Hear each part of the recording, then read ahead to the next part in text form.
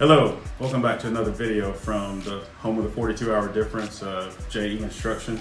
Got a new guest today, Jonathan Devlin. Man, I want to let him introduce himself. Can I tell you some of his bona fides and where I dug him up from? So my name's Jonathan Devlin. That's where Alex actually got the JE for JE Instruction, because my name is Jonathan Edward Devlin. You wish. So yeah, I'm an insurance agent. I'm actually employed for an insurance company. I sell life insurance and some health policies, cancer, or accidental death, things like that. I guess today we're going to be talking about introverts in insurance, because I'm an introvert and that's really tough for me. So we've got to Alex. For those of you that don't like using 50-cent words because we're not taking the SAT, he means shy people. People that you might be a great human, but you just don't particularly like talking to people. They kind of, they scare you, they get on your nerves for whatever reason. But yeah, Jonathan is definitely more on that end of the spectrum than I am. I don't meet strangers. That's just a friend who I haven't spoken to before. Right. You could put Alex into like a room with no one in there, and within 5 minutes he'd be having a conversation with the wall, and the wall would actually be talking back. So that's not me. We're all gifted differently.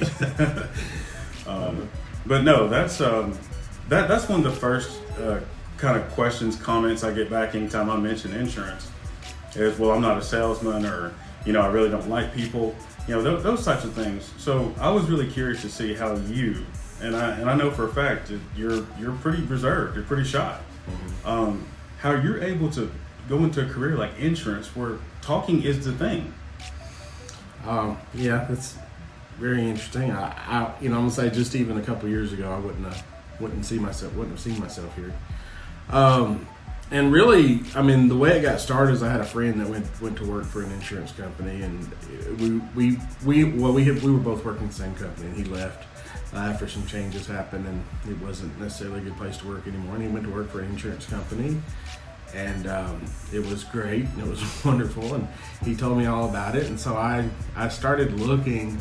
I'm like, oh, well, there are companies like that there, and I started looking, and most of the insurance companies, seem to be that way. So, but still, I wouldn't really take the jump. I was looking for jobs, and I found lots of insurance jobs. And I had a manager trainee that I was training, and he was a great salesperson.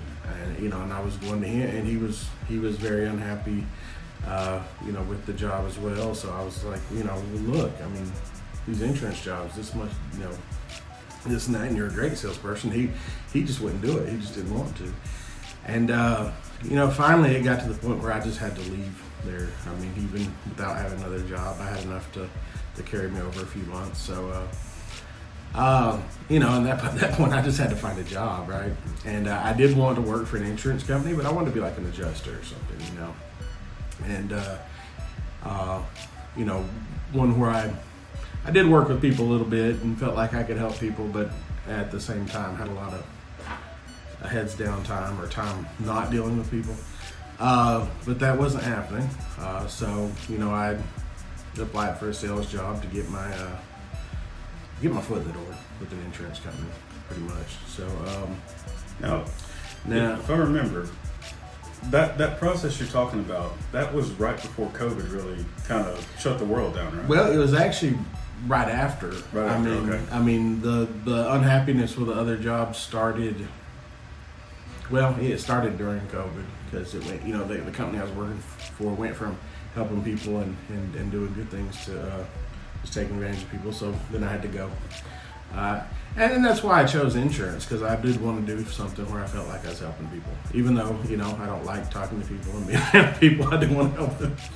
So, yes, it's very odd. But, so fast forward to where we are today. I talk to people 8 hours a day. Answer 30 plus calls a day, talking to people. And a lot of the conversations I have aren't great. I work on what's called the warm lead team, so they send us supposed warm leads, which really they're not warm. They didn't even want to talk to us. But, so, and those are even harder, obviously, for an introvert than the person that calls and says, hey, I want to talk to you. Well, just real quick, for those of you that aren't familiar, when he says a warm lead, that's someone that is aware that they probably need your service and they filled out some general form online, like cheapinsurance.com or something like that. They collect your information. This would be one of the people that's going to end up with that information. So that's what he means by a warm lead. Yeah. But, like I said, it's more often than not, they did. It's not, and sometimes we do get the ones that filled out something at whateverinsurance.com, but most of the time it's someone who filled out something for a gift certificate or a survey and clicked the fine print button that said, we can call you. That's, and so as being an introvert, so it's exhausting me talking to people all day. I mean, it honestly is. It's very exhausting. And especially with some of these conversations we have to have with some of these people who didn't want to talk to us in the first place, and try and convince them to even stay on the phone with me. So yes, it is exhausting as an introvert. But the thing is, I've worked in mills, I've worked in restaurants. We live here in Alex and I live here in Dalton, Georgia, which is the carpet capital of the world. Carpet mills everywhere. Well, now we got a new moniker. I mean, we're Soccer Town USA, which, I played soccer. That was a lot more fun than working in the mill, but I've watched soccer. And so, but I've done that kind of work. I've done manual labor. I've done restaurants. I've worked in a mill. I've done car sales. And even though this does exhaust me, it's still not exhausting as those jobs were for me. So honestly, it's more of a, just getting over that fear. And it's funny because I've always had jobs where I had to deal with the public, and there was some aspect of sales to it. I never had a sales job, but like even the job before this, I was a manager. I was actually a sales manager, and I never actually had a sales job. And I was great at teaching people to sell, but just hated doing it myself. But it's like I said, it's exhausting, but it's not like those other jobs.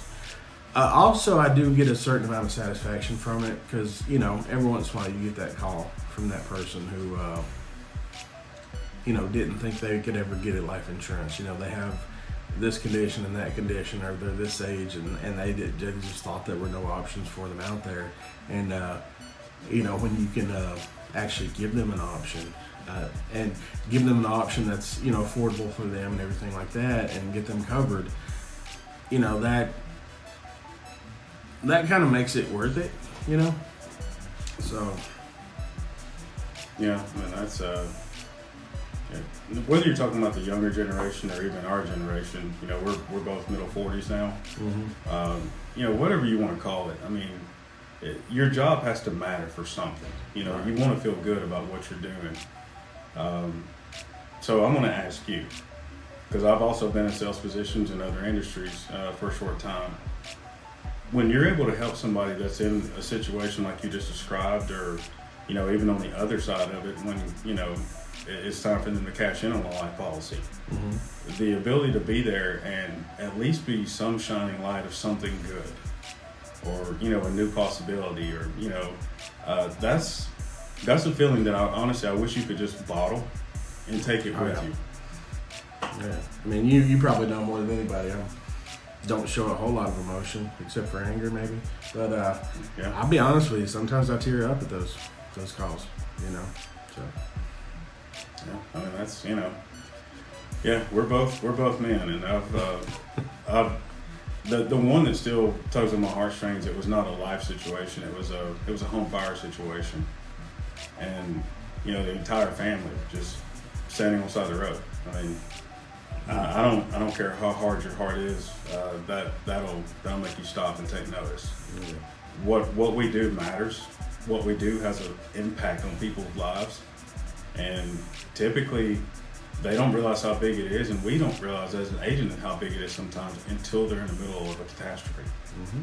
So it's nice to kind of get these reminders from somebody that he's self-professed, and I'm telling you, I've known the guy for a while. Like, he really is shy. Yeah. So this is about the most conversation you're ever going to get out of him. No, you said getting over the fear. We kind of discussed what we're going to talk about beforehand. I didn't throw this at him. I'm just going to ask him here live. Okay. You said getting over the fear, okay? Mm-hmm. Do you feel like the fact that you're not looking across the table and seeing face to face, that you're more in a phone setting, does that help?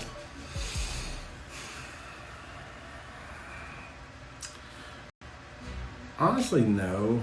I in a face-to-face setting, when I've done it in a face-to-face setting, I actually preferred that. Because you can get those nonverbal cues. Where on the phone, I feel it's actually more difficult. If I'm sitting here looking at someone, a lot of times there are certain mannerisms that, because, that whole buyers are liars thing, right? If you're sitting there looking at them, a lot of times you can kind of see, what they're thinking or how they're acting. Where on the phone, you can't. So it's, you have no nonverbal cues there. As far as the fear, for me, it's kind of the same because, like I said, I've always been in a role where I had to deal with people. So it's kind of like, I do have this switch I can turn on when I have to. It's like, I'm sitting here in my office by myself, analyzing this or that, and then, hey, we need you for this sale, and it's like, flip on the switch. Now I have a personality. And then after I get done with that sale, that switch goes off and the personality goes away. So, I guess that's the best way to describe it. Honestly, you just described being a disc jockey. Yeah. They're on our personality for 3-4 hours a day, and then they go back to just being normal people. Yeah. It does. So basically to be an introvert and be successful in something like this, you do have to be, I guess, a little bit of an actor. You have to be able to do that. And like I said, it is exhausting. At the end of the day, I'm exhausted, which you think I'm sitting in a chair or standing, because I stand part of the day just because sitting at my age, sitting all day hurts. But, like I said, it's a lot less exhausting. It's mentally exhausting, not physically exhausting, which, when it comes to the two, I take mentally any day. I can take a nap and get over that. Where it's physical, it hurts the next day. So, So anyone who's afraid to do it because they're an introvert, or not even afraid, but just don't want to, or just have that anxiety, and once you get into it, I'll tell you what. My first day on the phone, the first call was, I was going to die. It was nerve-wracking. I didn't know. By the time I got about the fifth call in the day, it was okay, kind of routine. And even now, I've been doing this for a year now. First call of the day is always kind of rough. Even if it's a good call, it's rough. If it's a bad call, then it may take a couple more calls to really get in the groove. If it's a good call, then maybe it'll get me in the groove and get me going for the rest of the day. But every day, I still have to have that. And like I said, I did it to get my foot in the door. So even if you're interested in a certain type of a career with an insurance company and it's just not feasible for you at the moment, you can always get your door in a company and sales, or get your foot in the door in a company with sales. Everyone's always hiring salespeople. So, and that's, yes. For me, it's a means to an end. I don't plan to be here 10 years from now selling, but it got me in the door. So now maybe I can start looking for those more heads down opportunities where I'm not having to deal with people. So, Well, personally, I applaud you for challenging your own fears, and we all have things that we're just naturally gifted at, and things that we struggle at. Anytime somebody's willing to challenge what they're not good at or what they are just afraid of, you become a better person because of it. So, you know, whatever you decide to do in the future, to whatever small degree, the sales aspect from insurance is going to go with you. You know, because it's the one industry that, you know, I say this a lot. If you're bored, you ain't doing it right. Insurance is so much more than what we probably have been led to believe, or even what we saw. Oh, yeah. It's not just some guy sitting at a desk, because, you know, the situation he's describing, he's sitting at a desk, but it's not a desk with another human being coming in the door sitting across from him. Right. You know, he's in a very different environment trying to accomplish the same thing. So, and every customer is different too. Oh, they have absolutely. different goals, so they need different, you know, they need different products. You know, so our job as insurance agents, whether it be life or property and casualty, is determining what these people need and helping them, you know, find the best way to get it. yeah, I I always kind of say this. I mean, an insurance agent is supposed to be an advisor. You know, sales is a part of it, absolutely. But we're supposed to be advisors. You're supposed to give them the best possible advice. You know, it's not just you wrecking a sale. I mean, ultimately you want to sell it, but you want to make sure that you're doing something with some integrity, Right. that you can be proud of. You know, because if they have a claim and find out what the definition of comprehensive or collision coverage is, that's a tough conversation. It's the wrong time to be having it. So, want to thank you for coming out of your shell a little bit and stepping over here. You want to say anything in closing? No, just, well, you know, if insurance is something you're thinking about, but you are kind of introverted and have some anxiety or fears about it, you know, get over it. It's like me, you know, you don't have to be an independent where you're completely out there, and, you know, you can actually go get a job as an employee of a company and, you know, and have some security there while you're learning.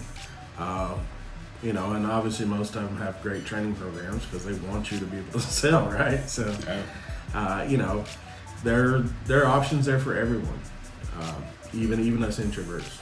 Absolutely. So, as always, hit us with your questions and comments. Otherwise, we don't know. If you want to hear more from Jonathan, I'll see if I can coax him to come back and step on again. But if always, hit the subscribe button. Appreciate the comments and the attention. Thanks.